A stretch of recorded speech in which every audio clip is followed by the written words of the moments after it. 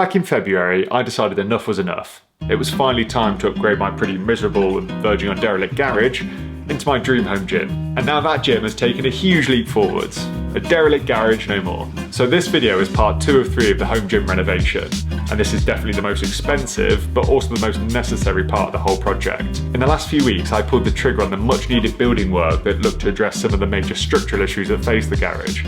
Things like crumbling brickwork, rotten window frames, missing glass, and, well, no electricity.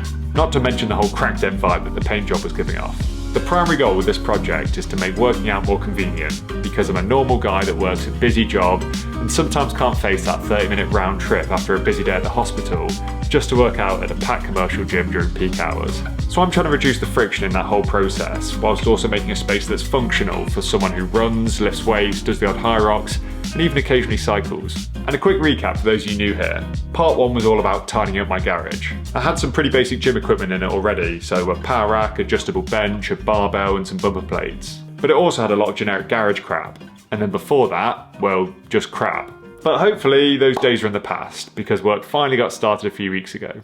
Hi guys, welcome back to my garage. And it's Wednesday morning today, and work has finally started. And would you believe, it's turning out to be a bigger job than we initially thought. So basically, this entire wall had to come down in the end because the mortar between the bricks had essentially turned to powder. But you know what? We're finally making progress, so I'm pretty happy. There was a period of time where I thought I'd do this renovation largely myself, like how hard could it be to install windows and stuff. But then a competent builder came round and said that there wasn't even a lintel to support the rotten windows that were there. So if I'd tried to take those windows out, the whole thing would have fallen down, and I'm glad we didn't get involved. Anyway, because my garage gym is clearly out of use, I'm going to head to the actual gym and try and get a session in before the builder arrives. And if you're wondering what I did with all that crap that was in the garage in the last video, I've just stuck it on my deck here. I'm going to need to find a solution for that. Anyway, off to the gym.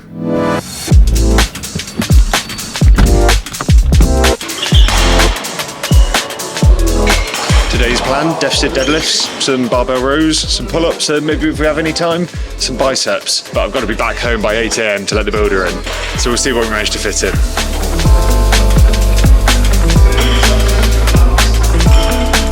I feel like I'm always doing deadlifts in my videos, but anyway, mixing up today with a deficit.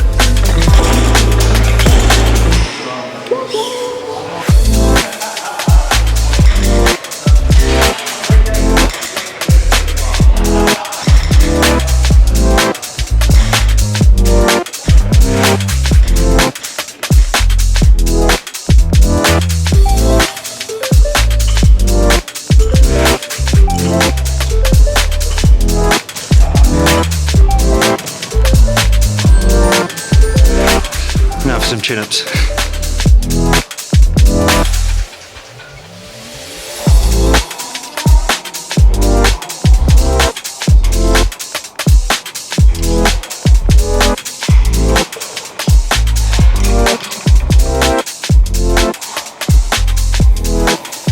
All done at the gym, so time to rush home to let the builder in. So back home, and Harry's out here cracking on with the brickwork, but I thought I'd show you guys another reason why I should be nowhere near any of the technical aspects of this build. This barbecue here. This is the only bit of bricklaying that I've ever done in my life, and as you can see, I'm not quite sure that it will meet building regs. Best to leave it to the professionals. But anyway, cheers Harry. So I've been off work this week because of a mixture of annual leave and the fact that I'm working nights this upcoming weekend. So I've sort of just been hanging over all this building work a bit like a hawk and watching Harry's every move. But I think I'll give the poor man a break because I don't want to be that nightmare client that won't leave him alone. I'm actually planning on meeting up with my dad and going for a bike ride, which will be my first outing since the Fred Whitten that I did at the start of May, if any of you guys have watched my last video. So hopefully a slightly lower stakes bike ride and something that I can just enjoy.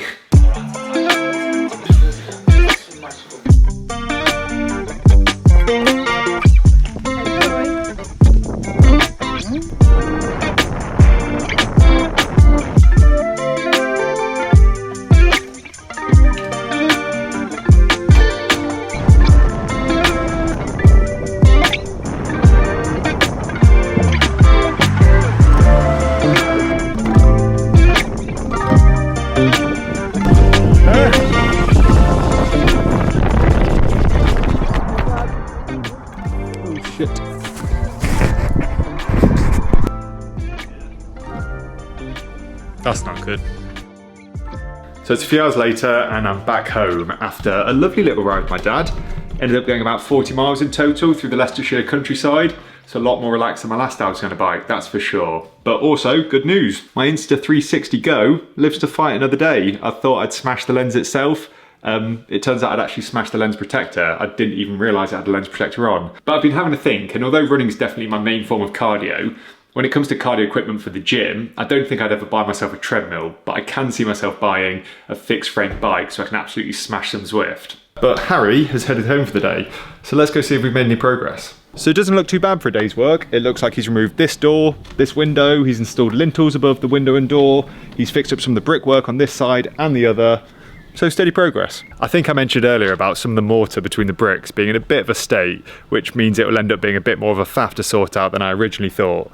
And that means inevitably more money. At the end of the video, I'll make sure to detail all the work we've had done, and you guys can guess down below in the comments how much you think it'll all cost, because right now I'm not even too sure myself.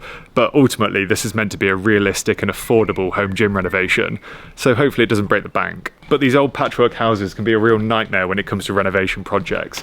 Like, I'm pretty sure this garage is original with the house, and the house itself is 1930s, and it's clearly had a few touch-ups here and there over the years. You can see here the different colour in brick. And then over here on this side, they've clearly replaced the front of the garage as well as the door. So it's already a bit of a patchwork mess before I even got involved. But hopefully by the end of next week, we'll be pretty much finished with all the building work we're having done, which I think I said was phase 2 of the whole garage gym renovation in that original video. So I think we'll fast forward and I'll see you guys on the other side of my nights to catch up with where we've got to and talk about what's going to come next.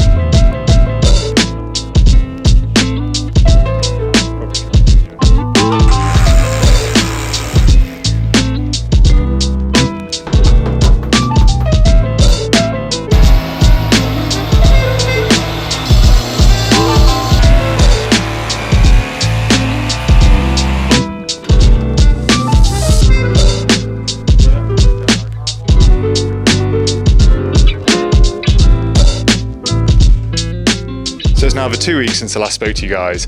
Things ended up taking a lot longer than I thought they would, but we're done. It's finished, and I'm pretty happy.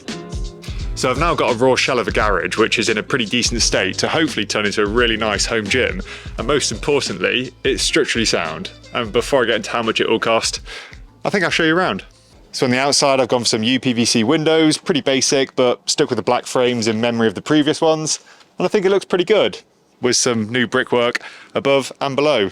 And on the side here, we've got a matching door and some more windows and brickwork.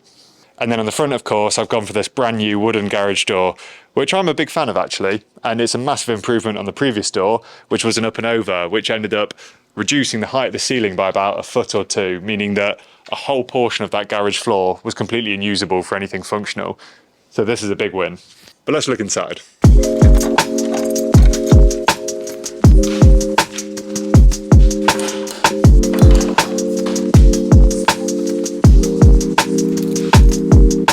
So obviously the big change actually inside the gym will come in that next and final video when I finally sort out what I'm doing with the floors, the walls, the ceilings, kitting it out with all the proper equipment. So I'm really looking forward to that. But already this is a massive improvement on what it was before.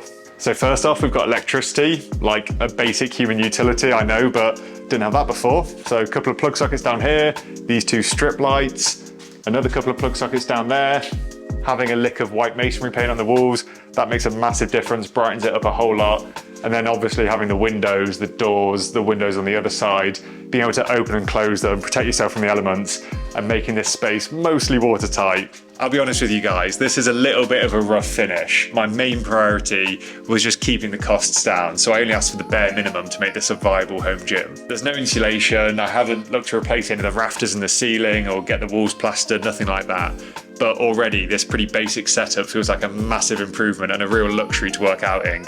But let's talk costs. So just to remind you, we had 3 new lintels above the new windows and the side door, new garage doors. The electricians had to come out, install these new lights and the plug sockets and then connect those to the main house, digging a trench and then filling in that trench afterwards for the cabling. And then there's obviously all the labour costs associated with fitting the windows, fitting the doors, all the extra brickwork that Harry did for us and repointing some of the crumbling mortar. So a lot of work. And the total cost for all of that was 5,500 Great British pounds, or 7,294 US dollars, which all in all doesn't seem too bad. And most of that cost really was on building materials, which have gone through the roof over the last few years.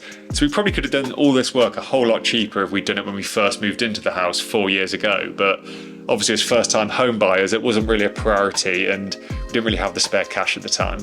But of course, there's still an intimidating amount of money still to be spent, but it is all the exciting stuff. I'm thinking like a new power rack with some cable attachments, probably sorted for barbells and bumper plates, but maybe some adjustable dumbbells, need some storage solutions, some conditioning equipment, and then really just the finishing touches. I'm thinking like plywood paneling on the walls, maybe an epoxy resin floor with some new rubber mats. We'll have to see how far the bank account will stretch on this one. And finally, I really enjoyed reading all your guys' comments and suggestions about what direction I could take this gym in my last video. So if you guys have any suggestions, particularly around bits of equipment that you think are essential for any home gym or any good European retailers, leave them down below. That'd be really helpful. But otherwise, guys, that's everything for today. So subscribe to keep up to date with how my garage progresses, or for more running, lifting, and general fitness content. And I'll see you again next time.